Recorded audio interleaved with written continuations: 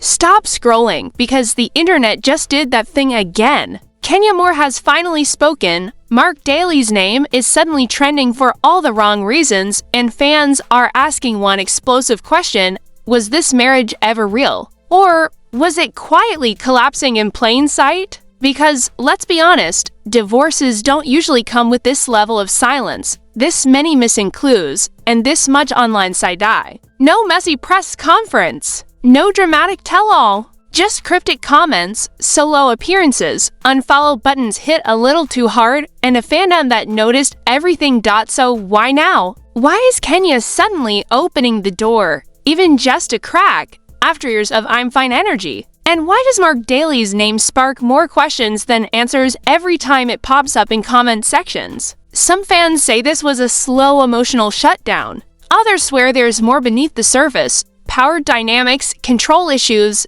ego wars, and a marriage that looked polished on camera but felt frozen behind closed doors. Are these just internet theories spiraling out of control? Or are we finally watching the real story leak out in fragments? Buckle up, because what people think they know is about to get very uncomfortable. Kenya Moore and Marc Daly, two names that once symbolized a surprise, fairy tale, and now feel like unfinished sentences hanging in the air. When this marriage began, it didn't just shock fans, it rewrote expectations. Kenya, long painted as guarded, finally choosing love. Marc, the charming outsider who seemed untouched by reality TV chaos. On the surface, it looked like a clean slate. But if you rewind carefully, the cracks didn't appear suddenly. They whispered, and those whispers have now become impossible to ignore. Let's start with what everyone remembers but few question at the time: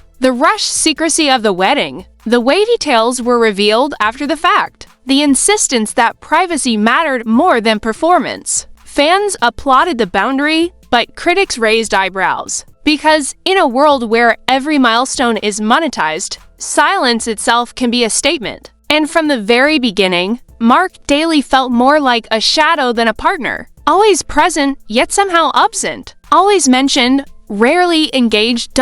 As the seasons rolled on, the pattern became clearer. Kenya showing up alone. Kenya explaining alone. Kenya defending the marriage alone. Marc's appearances felt contractual, almost reluctant, as if love were an obligation he hadn't fully agreed to. And viewers noticed, not loudly at first, just side comments, just questions. Why doesn't he attend events? Why does he seem irritated when she speaks? Why does support feel conditional? Then came the moments that couldn't be edited away. Conversations that felt cold. Exchanges that sounded less like marriage and more like negotiation. Fans didn't need leaked texts or secret recordings. Body language told its own story. Kenya leaning in emotionally. Marc leaning out. Kenya trying to build a bridge. Marc questioning why the bridge was needed at all. And let's talk about reputation, because context matters. Kenya Moore has always been polarizing, but she's also predictable in one way: she shows up. For work, for conflict, for accountability. Marc Daly, on the other hand, entered public awareness with an air of superiority that never quite softened. He didn't just avoid the spotlight, he rejected it while benefiting from it. A subtle but powerful imbalance. One partner navigating public scrutiny daily, the other critiquing from the sidelines, insulated from consequence. As the marriage progressed, so did the rumors. Not explosive scandals, not tabloid headlines, something quieter and more unsettling. Allegations of control, of emotional distance disguised as boundaries, of decisions being made unilaterally. None of it confirmed, all of it discussed. And when Kenya spoke, even casually, her words felt measured, filtered, almost cautious. As if honesty required permission, social media became the unofficial evidence board. Rings disappeared, reappeared, disappeared again. Birthdays acknowledged vaguely, if at all. Family photos carefully cropped. Captions that said everything by saying nothing. Fans aren't stupid, and they're certainly not passive. They archive. They compare. They notice patterns long before statements are released, behind the scenes, anonymous sources began surfacing. Friends of friends, industry whispers, people claiming to have seen the dynamic up close. They spoke of a marriage weighed down by ego clashes, of power struggles that had nothing to do with fame and everything to do with control. Again, nothing provable, but consistency makes rumors harder to dismiss. And then there was the emotional labor. Kenya constantly explaining the relationship to the public, to castmates, to herself. Marc rarely offering clarity, only critique. When conflict rose, the narrative subtly shifted blame. If something felt wrong, it was because expectations were too high. If communication failed, it was because too much was being said. Silence became framed as maturity, distance as dignity. But here's where fans started to push back. Because emotional absence isn't neutrality, it's a choice. And many began to wonder whether Kenya was fighting to save a marriage that had already been quietly abandoned. Not with anger, not with betrayal, but with indifference. The most dangerous form of detachment. As time went on, public appearances became symbolic. Kenya glowing, composed, alone. Marc increasingly invisible. When he did appear, tension followed. Smiles that didn't reach the eyes. Conversations that felt rehearsed. The audience wasn't watching love unfold. They were watching endurance.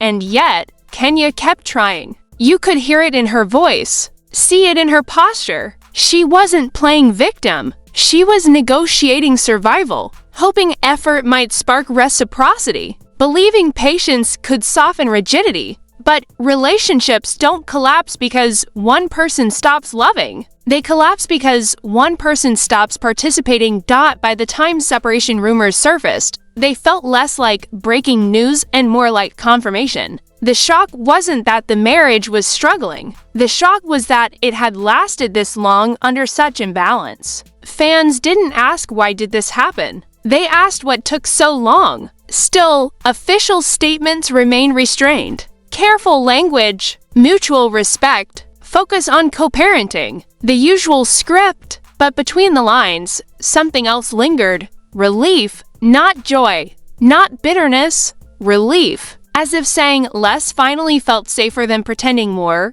And now, with Kenya finally speaking, not loudly, not recklessly, but deliberately, the narrative is shifting. Not toward scandal, but toward clarity. She isn't exposing secrets. She's acknowledging reality. And sometimes that's more destabilizing than any accusation, because it forces everyone to rewatch the past with new eyes.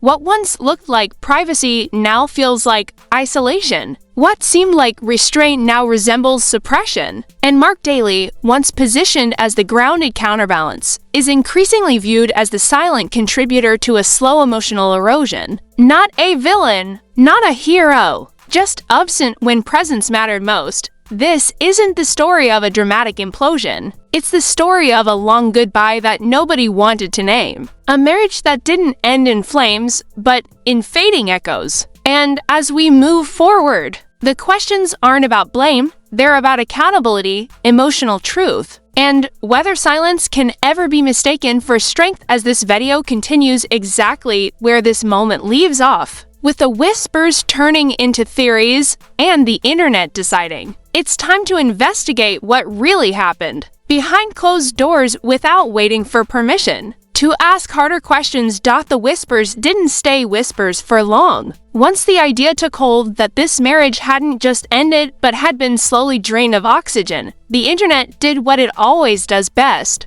It started connecting dots that were never meant to be connected. Old interviews resurfaced, clips were slowed down, captions dissected, pauses analyzed like courtroom evidence. Suddenly, moments that once felt forgettable now looked intentional. And the more people looked, the more uncomfortable the picture became. Anonymous insiders began floating stories that felt just specific enough to sound real. Allegedly, Marc Daly wasn't just emotionally distant, he was strategically detached. According to these unnamed voices, decisions were made without discussion. Travel plans changed last minute. Commitments were questioned, not negotiated. Kenya, they claimed, was constantly adapting, constantly adjusting, constantly shrinking her expectations to keep peace. And peace, in this case, didn't mean happiness. It meant silence. One supposed source claimed that behind closed doors, the power dynamic was obvious. Marc's word carried finality. Kenya's feelings were treated as optional. If she expressed frustration, it was framed as drama. If she asked for support, it was labeled pressure. And when you repeat that pattern long enough, the person asking eventually stops asking. Not because they don't care, but because they're tired of being told their needs are inconvenient. Then came the financial rumors. And this is where things really spiraled. Lavish spending on one side, tight control on the other. Allegations that money wasn't just money, it was leverage. That financial independence was quietly discouraged. That contributions were minimized while authority was maximized. Again, nothing confirmed, everything whispered. But whispered loudly enough that fans started to question why a woman as accomplished as Kenya Moore would ever look hesitant when discussing her own aunt.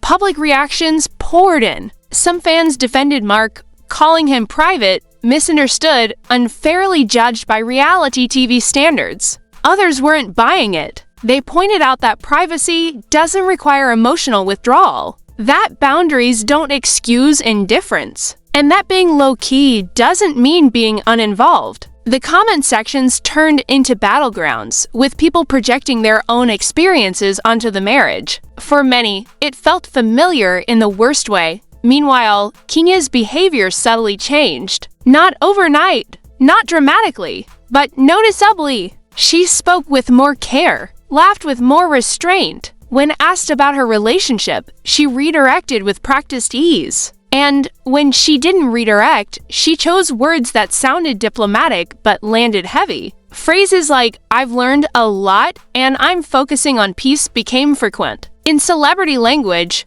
those aren't cliches, they're signals. Then came the alleged leaks. Screenshots that no one could verify. Messages that disappeared as quickly as they appeared. Claims of conversations where Marc allegedly dismissed Kenya's career as noise, where he reportedly questioned her priorities while benefiting from her platform. Again, no receipts, just repetition. And repetition has a way of shaping belief, especially when it aligns with what people think they've already seen. The most damning narratives weren't about explosive fights or obvious abuse. They were about neglect, about being present physically but absent emotionally, about conversations that ended before they started, about support that was conditional, transactional, and inconsistently offered. If true, it paints a picture not of a villain, but of a partner who checked out long before the paperwork caught up. Fans began speculating about the timing of the divorce. Why now? Why after so much effort to present unity? Some claimed Kenya held on longer for her child.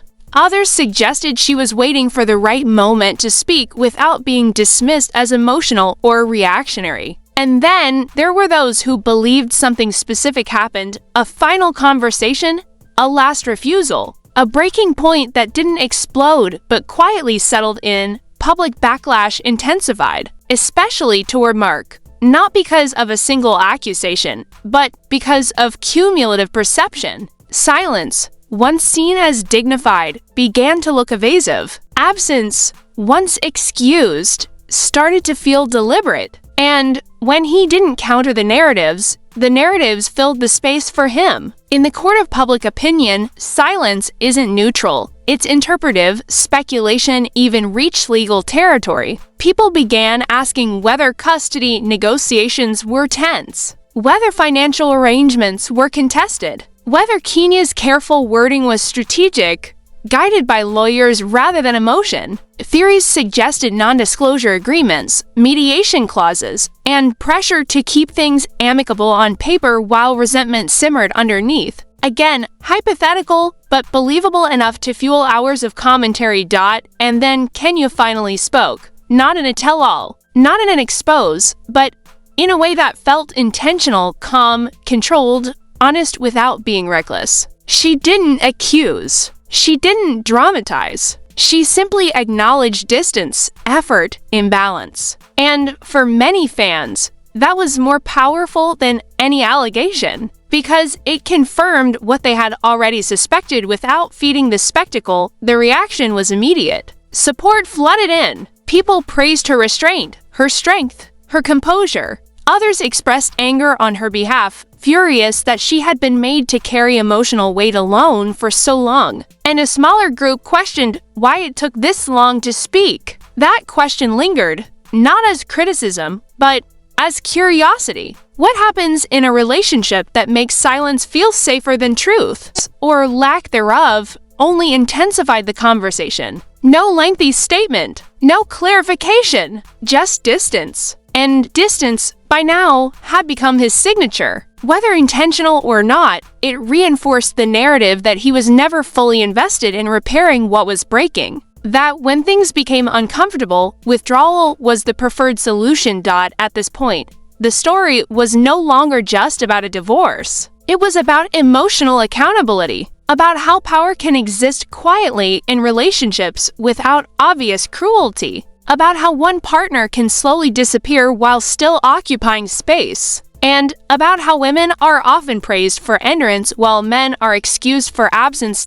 As theories continued to multiply, so did the stakes. Because the more people talked, the harder it became to contain the narrative. What started as a personal separation was now a cultural conversation, one about marriage expectations, gender dynamics, and the cost of maintaining appearances when authenticity is sacrificed. And just when it seemed like the story had reached its peak, new questions began emerging. Questions about what else hadn't been said, about moments that were edited out, about decisions made behind closed doors that might never be confirmed but could still be felt. The audience wasn't satisfied anymore with surface explanations. They wanted consequences, accountability, closure, which brings us to the point where speculation turns into anticipation. Because if this video was about recognizing the cracks, and this video was about exposing the patterns, then what comes next is unavoidable. The fallout,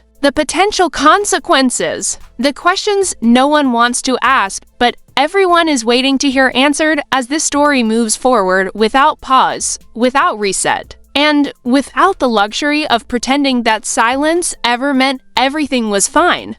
And this is where the story stops being about feelings and starts brushing up against reality in ways that make everyone nervous. Because once a narrative escapes the private sphere and enters public consciousness, it develops momentum of its own. Lawyers start hovering. Publicists start tightening language. Friends suddenly decline to comment, and every word spoken, or not spoken, begins to feel strategic rather than spontaneous. Speculation about legal consequences didn't come from nowhere. Fans noticed how carefully Kenya framed her statements. Not emotional, not reactive, precise, almost rehearsed. The kind of tone people use when they know every sentence might be replayed, reinterpreted, or reused in a context far bigger than a podcast clip or interview soundbite. People began asking whether ongoing negotiations were influencing what could and couldn't be said. Whether silence wasn't just personal preference, but legal necessity.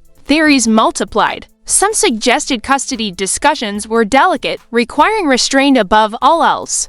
Others believed financial disentanglement was more complex than anyone realized, with assets, obligations, and expectations that didn't align with the public image of the marriage. Again, nothing confirmed, but the absence of contradiction allowed imagination to run freely. And imagination, once fueled, doesn't need proof. It needs plausibility. Public backlash intensified in waves. First sympathy, then anger, then something quieter but sharper, reevaluation. Old scenes were rewatched with new context. Jokes that once seemed harmless now felt dismissive. Comments once brushed off as sarcasm now landed like subtle power plays. People began asking how much behavior gets excused when it doesn't fit the stereotype of obvious wrongdoing. How many relationships deteriorate not because of explosive conflict, but because one person slowly withholds presence until the other is left carrying the emotional structure alone.